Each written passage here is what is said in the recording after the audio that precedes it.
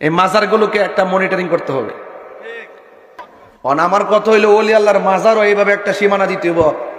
এটার ভিতরে কোনো নাচ গান চলতো না, এটার ভিতরে কোনো মাদকী আবার ফ্যান্সি গাঞ্জা চলতো না, এখানে কোনো আড্ডাবাজি গলাবাজি চলতো না।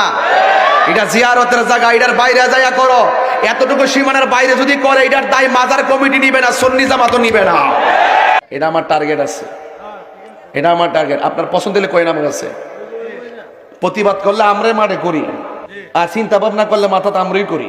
যেহেতু আহলে সুন্নাত ওয়াল জামাতের সাংগঠনিক সচিব, আমার একটা দায়িত্ব এখন ছোট না, এটা অনেক বড়। মানুষটা ছোট হইতে পারে, দায়িত্বটা অনেক বড়।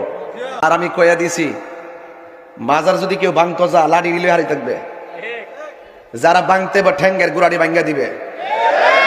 কথা কোন ঠিক না বেটে? আর যদি কোনো গান জুটার যদি ফিডে কিছু করেন না, হাতে নাতে যদি গান জুটা ধরতে পারেন ধরে লয়ে যান, নিয়ে পুলিশে দিয়ে দেন, আপনার কোনো আপত্তি নাই। কথা কোন ঠিক না বেটে? ইচ্ছা করলে তা কলা গাছে মাজার বানিয়ে লিবে।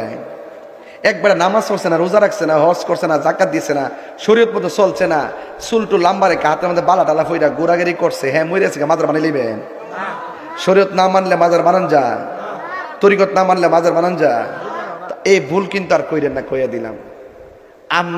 আমরা বহুত ঘটনা কিন্তু আছে, এগুলা কিন্তু এমনি এমনি না। আমি পরিষ্কার কথা কইয়া দিলাম, যার মধ্যে বেলায়েত থাকবো, শরীয়ত তরিকত হাকিকত মারফতের জ্ঞান থাকবো, তার মধ্যে কারামত থাকবো চলার, তার মধ্যে সব খুলুসিয়ত থাকবো, এই লোকটা আধ্যাত্মিকতা প্রমাণ হইলে তারপর আপনারা জিয়ারতের জায়গা করতে পারেন। আর আঙ্গুদেশে ফিরের ফুট ফির হইলই মাজার। খবর লেহা দিই গান যাবেছে।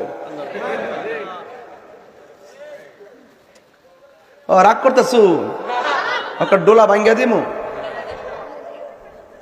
ফিরের ফুট হইলেই ফির হইতে পারতো না, তার মধ্যে যোগ্যতা লাগবে, ইবাদত লাগবে, রিয়াজত লাগবে, শরীয়ত লাগবে, তরিকত লাগবে, হাকিকত লাগবে, মারিফত লাগবে, সুহবত লাগবে, বেলায়েত লাগবে, কারামত লাগবে।